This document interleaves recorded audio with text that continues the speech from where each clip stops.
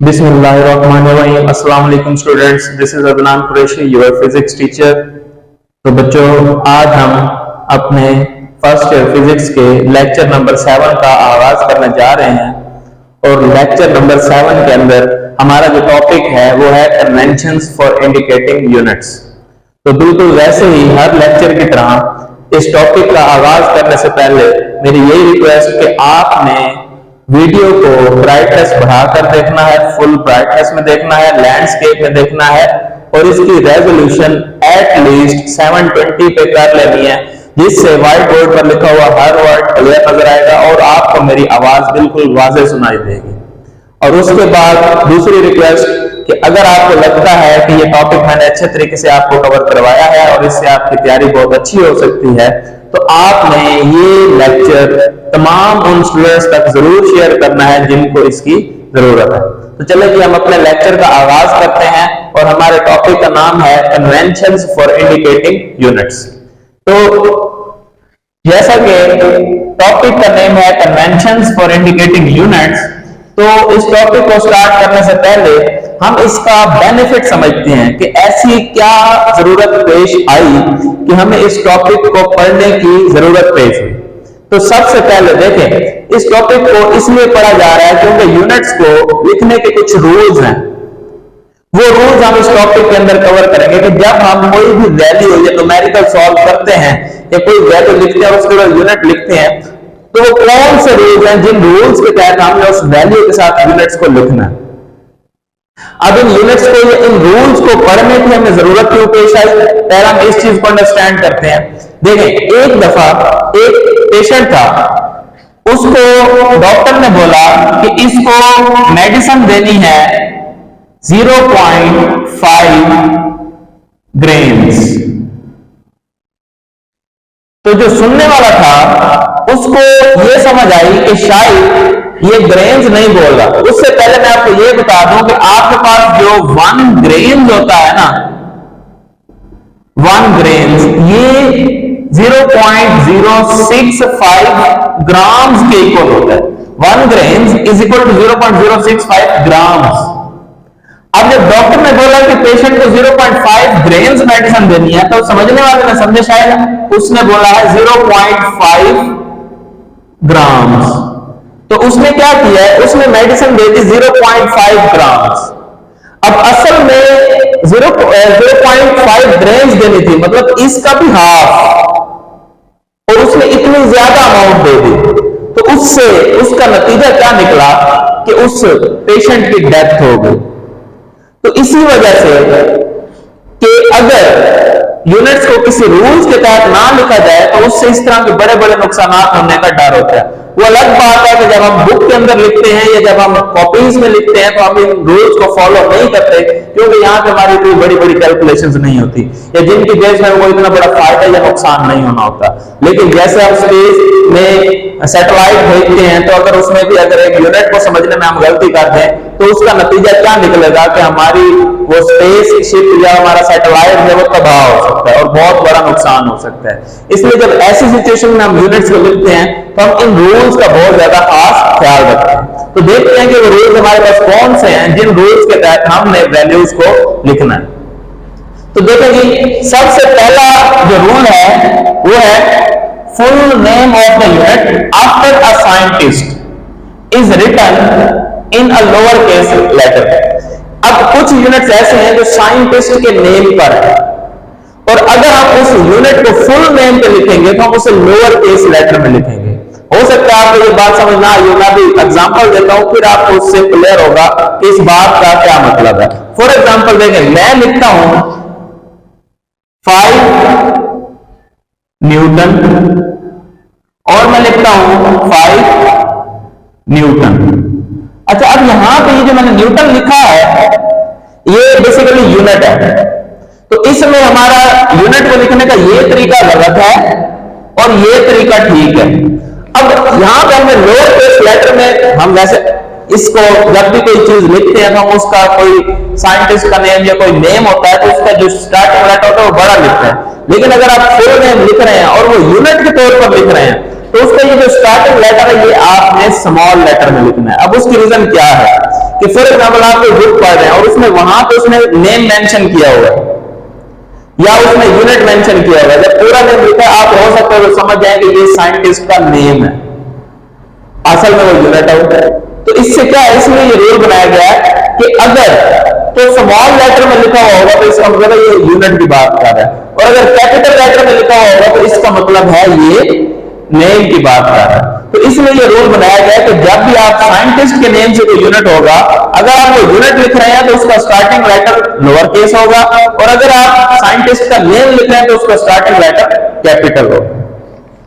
इसी तरह हमारे पास एक जाउल है, जैसे हम कहते हैं 5 जाउल्स, तो ये भी क्या है कि अगर तो साइंटिस्ट का नेम है तो इस तरह से लिखेंगे, और 5 जाउल्स, तो अगर आप इसको यूनिट के तौर पर लिख रहे हैं तो आप उसको यूं लिखेंगे। तो अगर यूनिट लिख रहे हैं तो ये ठीक है और ये रॉन्ग है। तो ये आपके पास पहला रूल है, जब भी आपने यूनिट को लिखना है तो इस रूल के तहत आपने लिखना है। उसके बाद symbol of unit after a name of scientist is written in capital और अपर केस लेटर। अब अगर आप फुल नेम नहीं लिख रहे, आप सिर्फ उस साइंटिस्ट के नेम पर यूनिट है और आप उसको लिख रहे हैं जस्ट एक लेटर के तौर पर या उसका सिंबल लिख रहे हैं, तो फिर आपने क्या करना है, हमेशा उसको कैपिटल में लिखना है। जैसे फॉर एग्जांपल अब मैं अगर लिखता हूं यहां पे 5 न्यूटन और एक में लिखता हूं 5 न्यूटन, तो ये तरीका ठीक है और ये तरीका गलत है। तो क्या है, इसमें हमने जब एक सिंबल लिखेंगे तो कैपिटल में लिखना है, और जब फुल नेम लिखेंगे और यूनिट को मेंशन कर रहे होंगे तो हमने उसका स्टार्टिंग लेटर भी स्मॉल में लिखना है। तो ये हमारा दूसरा रूल है। उसके बाद वो कह रहा है proverbs can't effect the symbol. अब इस बात का क्या मतलब है, बाद में हम जब यूनिट लिखते हैं तो हम न्यूटन की बजाय न्यूटन से लिख देते हैं, तो ऐसे लग रहा है जैसे न्यूटन सेकंड लिखा होगा। तो इसलिए जब भी आपने जैसे जितनी मर्जी बड़ी वैल्यू है, जब भी आपने यूनिट लिखना तो उसके साथ एस नहीं लगाना, प्लूरल्स की फॉर्म में नहीं लिखना, बेशक वैल्यू जितनी मर्जी हो, तो यूनिट को आपने सिंगल लिखना है। जैसे फॉर एग्जांपल बाद में हम लिख देते हैं 5 न्यूटन और बाद में 5 न्यूटन्स, तो ये बेसिकली न्यूटन्स नहीं है, ये न्यूटन सेकंड समझ आ रहा है।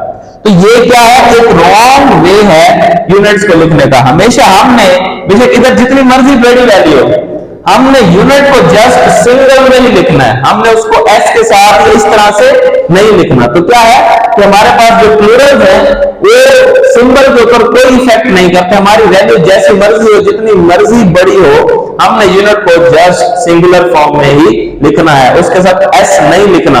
अब it sounds like a Newton second, that's not a Newton, that's why unit जो है वो आपका क्या हो जाता है, चेंज हो जाता है। इसलिए आपने सिर्फ क्या लिखना है, हमेशा यूनिट को सिंगुलर फॉर्म में लिखना है। तो ये हमारा तीसरा रूल था। तो ये जितने भी हमने 3 रूल्स पढ़े हैं, तो इन रूल के तहत आपने जब भी यूनिट्स को लिखना है आपने लिखना है। तो अब इसके बाद हमारा जो अगला रूल है, there is always a space between numerical value and unit. अब फॉर एग्जांपल मैं एक वैल्यू लिखता हूं 5 kg, हम लिखते ऐसे ही हैं लेकिन ये गलत तरीका है। जब भी हम लिखते हैं वैल्यू तो उसमें यूनिट और न्यूमेरिकल वैल्यू के दरमियान हमने कुछ ना कुछ स्पेस छोड़नी होती है, ये एक रूल है लिखने का। तो हमारा सही तरीका क्या होगा, 5 थोड़ा सा स्पेस फिर kg। तो ये हमारा रूल है यूनिट को लिखने का, there is always a space between numerical value and unit. Numerical value और यूनिट के दरमियान जरूर कुछ ना कुछ स्पेस होनी चाहिए, अदरवाइज आप लिखेंगे तो ये आपका तरीका क्या है यूनिट्स को लिखने का, रॉन्ग, और ये आपका राइट वे है। इसी तरह there is always a space between 2 base units. अगर कहीं पे बहुत सारे बेस यूनिट्स इकट्ठे आ रहे हैं तो उन बेस यूनिट्स के दरमियान भी स्पेस का होना बहुत जरूरी है। अगर आप इकट्ठा लिखेंगे तो वो आपका गलत तरीका होगा। जैसे फॉर एग्जांपल मैं लिखता हूं 5 kg मीटर सेकंड इनवर्स, तो देखें जो बेस यूनिट्स हैं और जो न्यूमेरिकल वैल्यू मैंने उनमें कोई स्पेस नहीं दिया, तो ये तरीका ठीक नहीं है। तो हमने पहला रूल जो पढ़ा है कि न्यूमेरिकल वैल्यू और यूनिट के दरमियान स्पेस होनी चाहिए, फिर 2 बेस यूनिट्स के दरमियान भी स्पेस होनी चाहिए, 2 बेस यूनिट्स के दरमियान भी स्पेस होनी चाहिए। तो ये हमारा एक सही तरीका है वैल्यू को लिखने का। अगर आप इस तरीके से लिखेंगे तो इससे हमारी वैल्यू क्या हो जाएगी, गलत हो जाएगी। तो हमेशा न्यूमेरिकल वैल्यू और बेस यूनिट्स के दरमियान भी स्पेस होनी चाहिए, और दो या दो से ज्यादा बेस यूनिट्स हैं तो उन बेस यूनिट्स के दरमियान भी स्पेस होनी चाहिए। इसका अगला रूल है कि there is always a space between base unit and derived unit.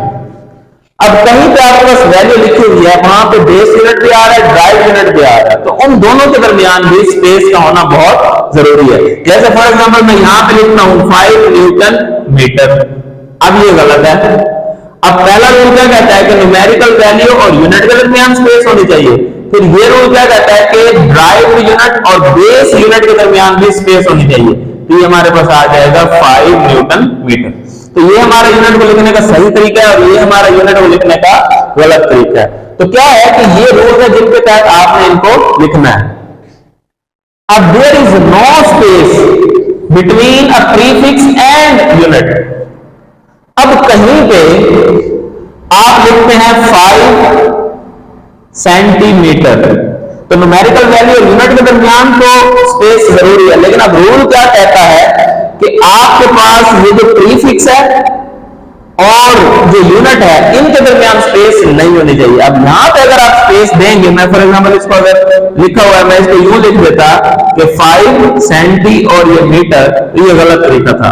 तो जहां पे प्रीफिक्स हो तो प्रीफिक्स और बेस यूनिट के दरमियान स्पेस नहीं होना चाहिए। तो क्या है कि बाकी सारी चीजों में स्पेस थी, लेकिन अगर प्रीफिक्स और यूनिट इकट्ठे लिखे हो तो उनके दरमियान स्पेस नहीं देनी। तो ये आपका लिखने का सही तरीका है और ये यूनिट को लिखने का गलत तरीका है। आगे है कि multiple prefixes are not allowed.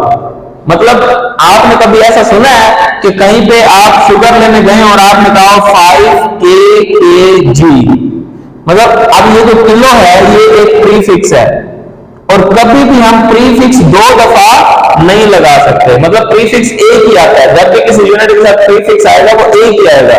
Multiple prefixes मतलब प्रीफिक्सेस को आप रिपीट या रिवाइज नहीं कर सकते, तो ये आपका गलत तरीका है। कभी आप यूं नहीं लिख सकते 5 सेंटीमीटर, नहीं, हमेशा एक प्रीफिक्स होगा। अब फॉर एग्जांपल किलो और किलो ये बनता है 10 की पावर 6, तो 10 की पावर 6 की जगह आप उसका जो बनता है वैल्यू वो आप लिख सकते हैं। जैसे फॉर एग्जांपल आप लिख सकते हैं 5 मेगाग्राम, तो आप किलो किलो लिखने के बजाय आप लिख दें 5 मेगाग्राम, तो ये एक प्रीफिक्स आ गया इसमें मेगा। तो क्या है कि आप एक प्रीफिक्स लगा सकते हो लेकिन आप मल्टीपल प्रीफिक्सेस नहीं लगा सकते। तो क्या है कि ये एक रूल है कि किसी भी यूनिट को जब लिखते हैं तो उसमें मल्टीपल प्रीफिक्सेस जो है वो लिखने की परमिशन नहीं है रूल के तहत। Power applies to the whole multiple. अब इसका क्या मतलब है, power applies to the whole multiple. For example हम लिखते हैं 5 किलोमीटर स्क्वायर, तो आप लोग क्या समझते हैं कि ये जो स्क्वायर है ये सिर्फ मीटर के ऊपर है, ऐसा नहीं है। ये जो स्क्वायर होता है ना ये पूरे यूनिट के ऊपर होता है। हमें समझ ऐसे आ रहा था जैसे मीटर के ऊपर है, तो असल में क्या होता है कि पावर होल मल्टीपल के ऊपर अप्लाई हो रही होती है। मतलब जितना भी उसके साथ प्रीफिक्स होता है या यूनिट के साथ जो भी वैल्यू होती है उसके ऊपर। जैसे अब इसको हम लिख सकते हैं 5 किलोमीटर होल का स्क्वायर, तो क्या होती है कि पावर होल वैल्यू के ऊपर होती है, तो power applies to the whole multiple. अब इसी तरह अगर हम बात करें तो ये आखिरी बात है, इसमें मैंने स्टेटमेंट नहीं लिखी, बस मैंने बताना इसको एक्सप्लेन कर देता हूं।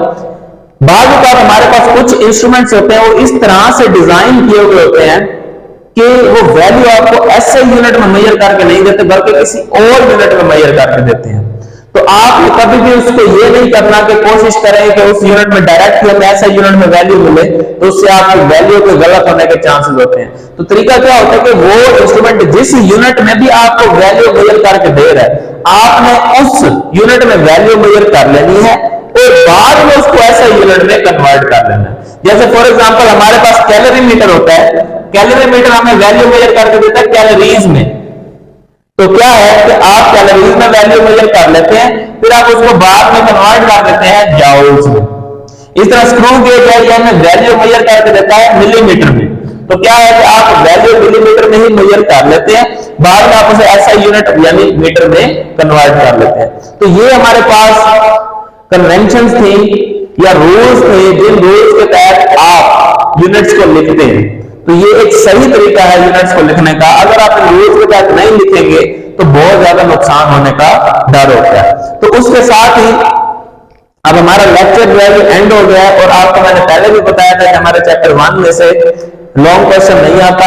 इसी तरह ये टॉपिक भी इस लिहाज से इंपॉर्टेंट है कि इसके जो पॉइंट्स हैं उनमें से शॉर्ट क्वेश्चन आ सकते हैं, एमसीक्यू आ सकते हैं, और ये कॉन्सेप्ट के लिहाज से बड़ा इंपॉर्टेंट है, लेकिन इसमें से लॉन्ग क्वेश्चन नहीं आता होता। तो ये हमारा है आज का टॉपिक। अल्लाह हाफिज, बहुत शुक्रिया।